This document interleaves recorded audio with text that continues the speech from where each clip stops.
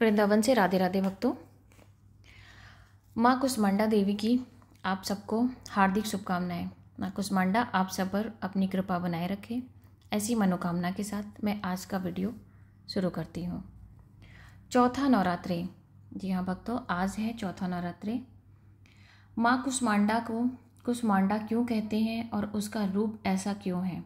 माँ कुष्मांडा का स्वरूप बहुत ही दिव्य है और अलौकिक माना गया है। माँ कुष्मांडा शेर की सवारी करती हैं और अपनी 8 भुजाओं में दिव्य अस्त्र धारण की हुई हैं। माँ कुष्मांडा ने अपनी 8 भुजाओं में कमंडल, कलश, कमल, सुदर्शन चक्र धारण की हुई हैं। माँ का यह रूप हमें जीवन शक्ति प्रदान करने वाला माना और बताया गया है। माँ कुष्मांडा को कुष्मांडा क्यों कहा जाता है, आइए जानते हैं। देवी कुष्मांडा की महिमा के बारे में देवी भागवत पुराण में विस्तार से बताया गया है।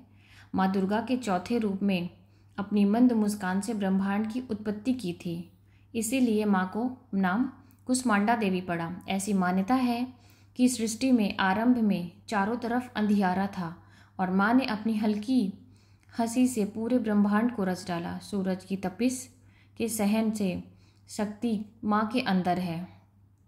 माता की कथा यानी कि माँ की क्या कथा है, आइए हम जानते हैं। नवरात्रि में चौथे दिन देवी को कुष्मांडा के रूप में पूजा की जाता है। अपनी हल्की मंद मुस्कान के कारण माँ ने ब्रह्मांड को उत्पन्न किया था, इसीलिए कुष्मांडा नाम से अभिहित किया गया। जब सृष्टि नहीं थी, चारों तरफ अंधकार ही अंधकार था, तब इस देवी ने अपने इस हास्य से ब्रह्मांड की उत्पत्ति कर दी थी, इसीलिए इसे आदि स्वरूपा या आदि शक्ति कहा गया है। देवी की 8 भुजाएं हैं। भुजाओं में उन्होंने अलग अलग अस्त्र और शस्त्र ले रखे हुए हैं। इस देवी का वाहन है सिंह और कुंभड़े की बलि प्रिय है। संस्कृति में कुंभड़े को कुष्मांडा कहते हैं, इसीलिए इस देवी को कुष्मांडा कहा जाता है। इस देवी का वास्य सूर्यमंडल के भीतर लोक में है। सूर्यलोक में रहने की शक्ति क्षमता केवल इन्हीं में है, इसीलिए इन्हें शक्ति की कांति और प्रभा सूर्य की भांति दैदीप्यमान है। इनके ही तेज से 10 दिशाएं अलौकित हैं। ब्रह्मांड में सभी वस्तुएं और प्राणियों में इन्हीं का तेज व्याप्त है। अंचल और पवित्र मन से नवरात्रि के चौथे दिन इस देवी की पूजा आराधना करनी चाहिए। इसे भक्तों को रोग और शोकों का नाश होता है। उसे आयु, यश, बल और आरोग्य प्राप्त होता है। ये देवी अल्पश सेवा से भक्तों से प्रसन्न होकर के आशीर्वाद देती हैं। सच्चे मन से पूजा करने वाले को सुगमता से परम पद प्राप्त होता है। विधि विधान से पूजा करने से भक्त को कम समय में ही माँ की कृपा सूक्ष्म भाव अनुभव होने लगती है।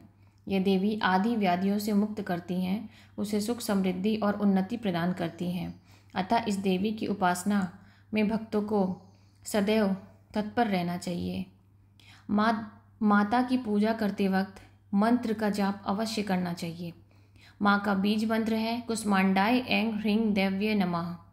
माँ का पूजा मंत्र है ओम कुष्मांडाय नमः। इन दोनों मंत्रों के साथ ही माँ को पूजा करनी चाहिए। माँ का भोग यानी माँ को क्या भोग लगाना चाहिए? माँ कुष्मांडा को पीले रंग का केसर वाला पेठा रखना चाहिए और उसी से भोग लगाना चाहिए। कुछ लोग माँ को कुष्मांडा की पूजा में समूचे सफ़ेद पेठे के फल की बलि भी चढ़ाते हैं। इसके साथ ही देवी को मालपुआ और बताशे चढ़ाने चाहिए। माँ की पूजा की विधि क्या है, आइए जानते हैं भक्तों। नवरात्रि के चौथे दिन माँ की जल्दी उठ करके स्नान करके पूजा की तैयारी कर लें।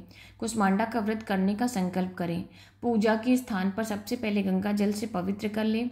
लकड़ी की चौकी पर पीला कपड़ा बिछा करके प्रतिमा स्थापित कर ले। माँ कुष्मांडा को स्मरण करें। पूजा में पीले वस्त्र, फल फूल, मिठाई, धूप, दीप, दैव्य नैवेद्य आदि अर्पित करें। सारी सामग्री अर्पित करने के बाद माँ की आरती करें, भोग लगाएं। सबसे आखिर में क्षमा याचना करें।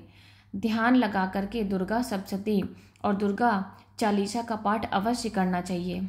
ऐसी पूजा करने से माँ अपने भक्तों पर प्रसन्न होती हैं, उन्हें आरोग्य प्रदान करती हैं। विद्यार्थियों की माँ कुष्मांडा की देवी की पूजा अवश्य करना चाहिए। विद्यार्थियों पर माँ को अवश्य कृपा प्राप्त होती है, वो अपने हर एग्ज़ाम में पास होते हैं। इस प्रकार से माँ आप सब पर अपनी कृपा बनाए रखे। ऐसी कामना के साथ मैं आज का ये वीडियो यहीं पर समाप्त करती हूँ। जो इस चैनल में नए हैं वो चैनल को सब्सक्राइब कर ले, लाइक कर ले। वृंदावन से राधे राधे। जय माता दी।